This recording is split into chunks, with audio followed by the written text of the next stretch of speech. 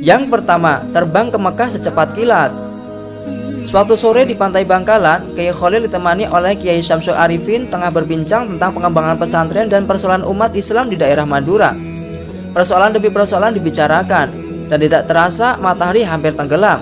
Sedangkan Kiai Khalil dan sahabatnya tersebut belum sholat asar. "Kita belum sholat asar, Kiai," kata Kiai Syamsul Arifin. "Astagfirullah." Kiai Khalil menyadari kekhilafannya.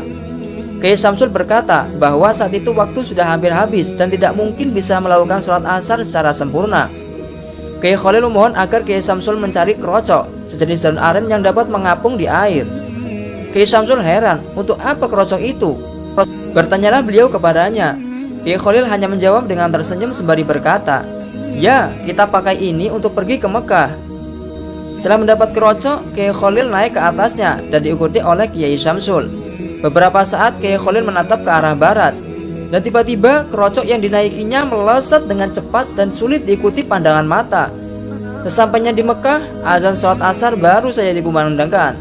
Setelah mengambil air wudhu, dua kiai besar itu segera menuju shaf pertama berjamaah di Masjidil Haram. Yang kedua, menyelamatkan perahu tenggelam. Karomah lain dari Kiai Khalil adalah kemampuannya membelah diri. Beliau bisa berada di beberapa tempat dalam waktu bersamaan.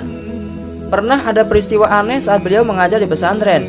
Saat berceramah, Kiai Khalil melakukan sesuatu yang tak terpantau mata. Tiba-tiba baju dan sarung beliau basah kuyup.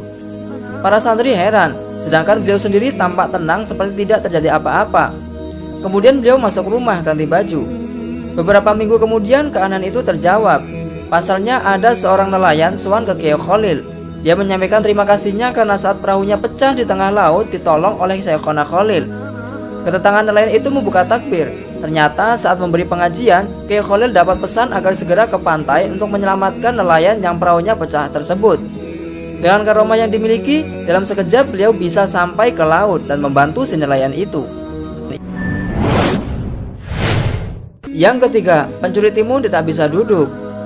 Pada suatu hari, petani timun di Bangkalan mengeluh karena timunnya sering dicuri. Akhirnya para petani bermusyawarah dan sowan ke Mbah Khalil.